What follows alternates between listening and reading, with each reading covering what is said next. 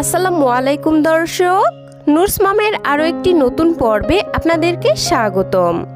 আজকে আমি আপনাদের সঙ্গে শেয়ার করব বাচ্চাদের জন্য খুবই পুষ্টিকর এবং মজাদার একটি খাবারের রেসিপি। কোনো রকম রান্নার ঝামেলা ছাড়াই মাত্র 5 মিনিটে তৈরি করে বাচ্চাকে এই খাবারটি খাইয়ে ফেলতে পারবেন। সকালের নাস্তায় কিংবা রাতের প্রধান খাবার হিসেবে এই খাবারটি বাচ্চাদের খাওয়ানো যাবে। আর এই খাবারটি বাচ্চাদের 7 মাস বয়স থেকেই খাওয়াতে পারবেন। তাহলে আর কথা না বাড়িয়ে সরাসরি চলে যাচ্ছি মূল আয়োজনে। খাবারটি তৈরি করতে আমাদের প্রথমেই লাগবে চিরা।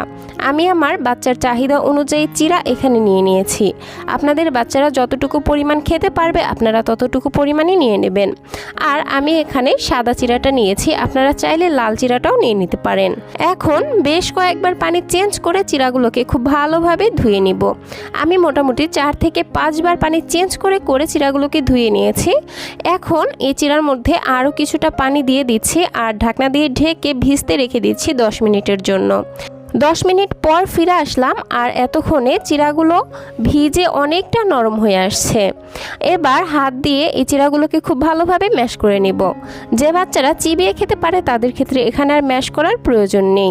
আর যে বাচ্চারা একেবারেই চিবিয়ে খেতে পারে না তাদের ক্ষেত্রে এখানে ম্যাশ করে নেওয়ার পরিবর্তে ব্লেন্ডারে দিয়ে ব্লেন্ড করে নেবেন।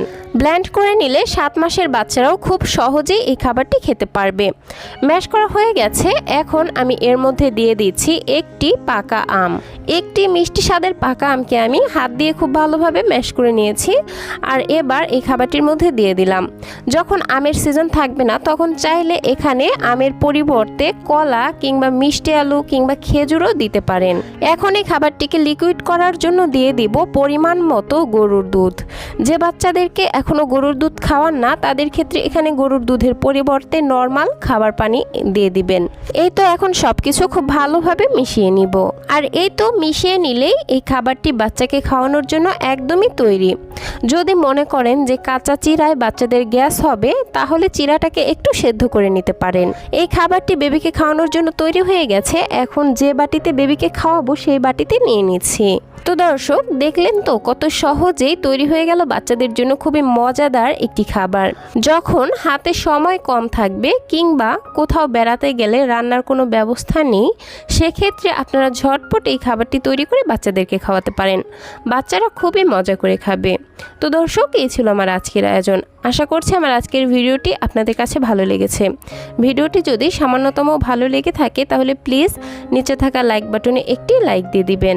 আজকের রেসিপি কেমন লাগলো সেটা কমেন্টে জানাতে একদমই ভুলবেন না। বাচ্চাদের জন্য এরকম আরও নিত্য নতুন পুষ্টিকর খাবারের রেসিপি পেতে প্লিজ আমার চ্যানেলটিকে সাবস্ক্রাইব করে পাশের ঘন্টাটি বাজিয়ে অলে সেট করে রাখবেন পরবর্তী ভিডিওর নোটিফিকেশন সবার আগে পাওয়ার জন্য। আজকের মতো বিদায় নিচ্ছি। সবাই ভালো থাকবেন, সুস্থ থাকবেন। আল্লাহ হাফেজ। আসসালামু আলাইকুম।